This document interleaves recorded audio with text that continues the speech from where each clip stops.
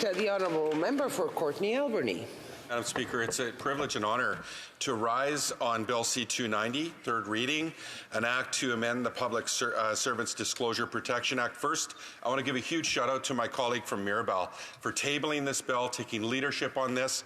I also want to thank my colleague and friend from Beauport, Lee Moyulu, who worked really closely with me and our team as New Democrats, because we both care and really are passionate about protecting workers' rights. And I want to talk about those workers, Madam Speaker. These are brave Canadians and Quebecers who report wrongdoing or crimes in their workplace, often experience consequences like losing their income, health, and happiness, all for speaking the truth.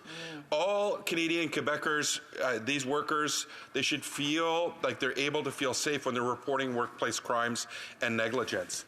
And we know Canada has some of the worst whistleblower laws in the world, Madam Speaker, tied with Lebanon.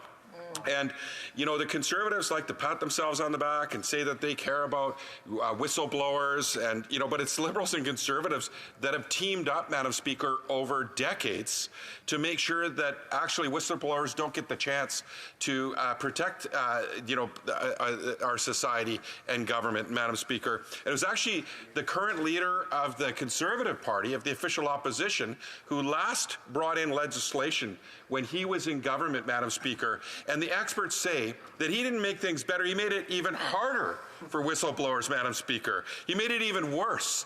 And they say they're for workers, but what did they do today? They moved a concurrence motion so we couldn't talk about anti-scab legislation. They're not here for workers, Madam Speaker.